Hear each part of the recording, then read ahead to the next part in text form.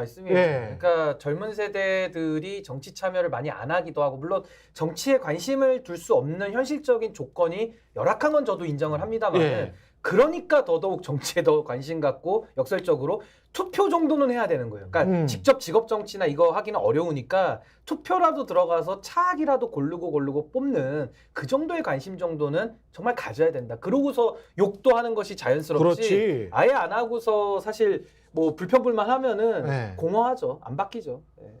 해야죠. 예. 그러니까 끊임없이 이 젊은 층의 투표 참여, 정치 참여를 요구를 하는데 정치권도 반성을 해야 돼요. 그러니까 정치의 혐오를 조장하더라도 끄떡거릴 수 있는 분위기를 만들 수 있는 여야의 정치권도 문제는 있습니다. 그럼요. 그러니까 이 젊은 층들은요, 말하자면 그들의 수요에 맞는 정치가 돌아갔을 때 효능감을 느끼고 다가서거든요. 근데 젊은 층들이 매력적으로 볼 수 있을 만한 정치적인 생산물이 그동안 안 나왔어요. 저는 그건 반성해야 된다고 봅니다. 매일 그냥 뭐 적당히 시혜성, 그다음에 양 당 간에 뭔가 표를 얻을 수 있는 그런 부분에 있어서 정책들로 싸우기만 했지. 예를 들면 젊은 층들이 정말 정치에 관심을 가질 수 있는 뭐 좀 청년 정책들이 제대로 실현된 게 있나요? 저는 그런 부분에 있어서도 일단은 정치권이 반성을 할 테니까 관심을 많이 가져달라는 소리죠. 저는 그런 부분들을 호소해야 된다. 좀 원론적인 얘기 같지만 그게 먼저 우선돼야 돼요. 투표를 하지 않는 젊은 층을 비난하기보다는 투표를 하게끔 만들어야 될 요인을 제공할 정치권이 청년들을 등 돌리게 했다라는 그렇죠. 측면은 저는 늘 주장을 받습니다. 근데 전 이게 이제 닭이 먼저냐 달걀이 먼저냐의 비슷한 논쟁인데 저는 어차피 이 기득권이라는 거는 자동으로는 더 강화된다고 보거든요. 그러니까 전 이 기득권을 깨야 되는 주체들은 아무래도 저는 이제 30대다 보니까 예. 20대 30대가 이 열악한 조건 속에서 기득권을 깨야 되는 상황인데 그러기 위해서는 저는 좀 더 적극적으로 그러니까 뭘 정치권에 요구해서 받아낼 생각만으로는 이제 끝났고 전 뭐 더 이상 기대는 안망이라고 보고요. 이제는 본격적으로 그래도 들어와서 뭐라도 할 수 있는 일을 해야 된다. 그래서 이 기득권의 성벽에 균열이라도 계속 내다보면 언젠간 무너질 거 아닙니까? 그래서 저는 그 역할은 뭐 기존 정치권의 반성과 자성도 촉구하면서 전 20, 30대도 정치에 더 이럴 때일수록 더 참여해야 된다고 저는 맞아요. 그래서 네. 신인규 위원장이 당도 만들고 민주당에 하잖아요. 빨리 창당을 해서 젊은 네. 층들이 이 정치에 적극 참여할 수 있도록 여기 좀 그럼- 만들어 보십시오. 예. 기대합니다. 그래야 뭐 연금도 바꾸고 여러분들이 삶이 바뀌는 예, 거죠. 예. 네. 뭐 조금 더 잘 살 수 있는 정치가 되는 거죠. 예. 지금 저 의정 갈등 같은 경우는 오히려 지금 의사들이 칼자루를 쥐어버렸어요. 상황 자체가 네. 정부나 뭐 한동훈이나 윤석열에게 뭐가 있는 게 아니야. 예, 의사들 마음이 돼버렸어. 아니 너무 막 했으니까 보통 이런 거는 이제 모양 빠졌다고 그래요. 모양 빠지니까 네. 뭘 할 수가 없는 거지. 그렇죠. 그러니까 이제 좀 이렇게 계산을 하면서 이런 네. 의정 갈등도 관리를 좀 하면서 해야 됐었던 거고 애초부터 2,000명 증원이라는 것이 너무나도 비현실적이고 지금 의대에 증원을 하는데 실사도 안 했다라는 얘기들이 나오고 있거든요. 아니 실사도 안 하고서 어떻게 증원을 합니까? 그렇지. 교육 현장도 가보지도 않고. 그러니까 네.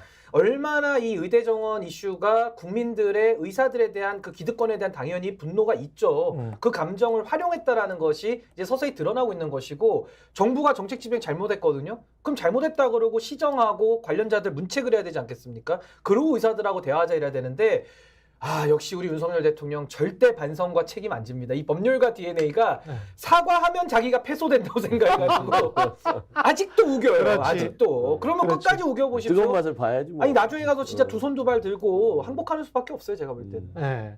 아니 근데 이게 교육부까지 다 이제 관여를 해가지고 의대 정원 수를 늘리고 대학들한테 사인하고 계약서 써버리면 네. 그걸로 끝나는 거기 때문에 그렇죠. 이거는 지금 보건복지부의 문제가 아니고 교육부까지 이렇게 들어왔잖아요. 이거를 지금 어떻게 저는 바꾸지? 나는 이 의대정원, 갑갑한데 굉장히 의대정원 갑갑한데. 문제는 예. 이게 단박에 대통령실에서 결정하지 못하면 예. 이거는 총선용 쇼다.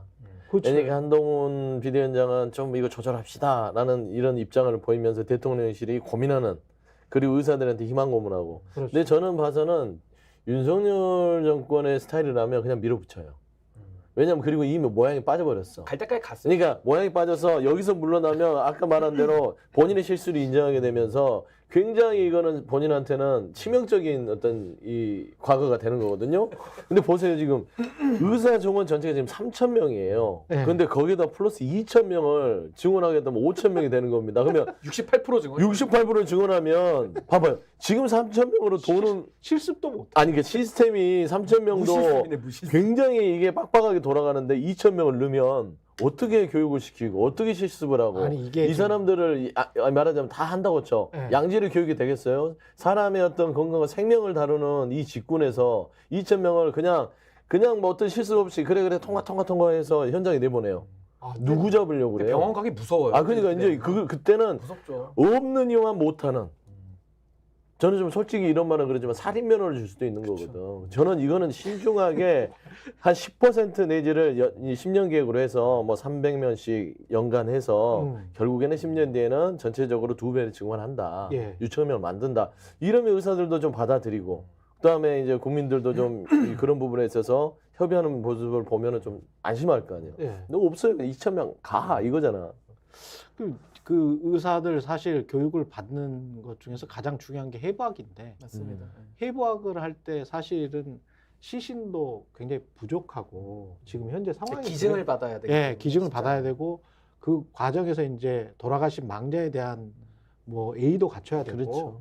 그렇죠. 그러면 그렇게 하면서 이제 칼이라도 한번 그 메스라도 한번 잡아보려면 이게 지금 몇 명이 지금 몇 명이야 지금. 그래서 시신을 수입한다잖아요. 예. 그 대책이라고 내놓는 게 이게 야, 저는 그런 대책을 내는 거 보고 뭔 네. 일을 부린다. 아니 근데 저는 이게 이제 해결을 해야 되잖아요. 예. 해결사로 지금 한동훈 위원장을 투입하려는 모양새 아니겠습니까? 그렇죠. 예. 물론 뭐 권한도 없는 사람이고 의대 정원에 지식도 없고 마음도 없으니까 어차피 안 된다고 생각하지만 저는 더 절망스러운 게 한동훈 위원장이 뭔 중재를 해요? 뭘 안다고. 그러니까 쉽게 말해서 박근혜 대통령 국정농단의 가해자를 만나가지고 의료 갈등에 대해서 물어봤다는 거 아닙니까? 지혜를 구하는.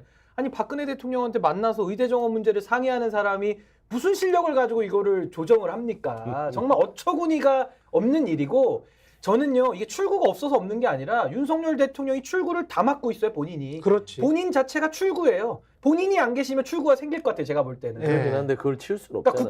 국정에서 손을 떼셔야 돼요. 아니, 제가 볼 때 윤석열 대통령이 예. 국정 운영에 손을 잡고 대고 있는 한은 예. 이 퇴로가 없는 거예요. 그 이것도 한동훈 비대위원장도 박근혜 대통령을 뭐 시켜서 만났는지 본인의 의사로 만났겠죠. 본인의 의사로 박근혜 대통령을 만나고 박근혜 대통령은 또 유영아를 지지해 달라라고 영상 홍보까지 하고 이 탄핵을 당하신 분이잖아요. 그렇죠. 이제 저는 이 회동을 탄핵을 당하신 분이잖아요. 이 박근혜 전 네. 대통령을 찾아간 이 한동훈 비대위원장의 회동을 예.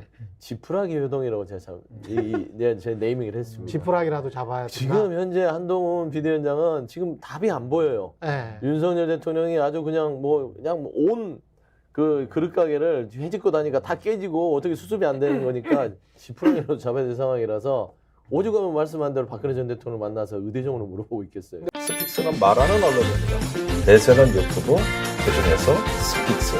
좋아요, 댓글, 구독, 알림 설정. 여러분이 저희를 사랑해 주시고 우리가 여러분을 사랑하는 4가지 방법입니다.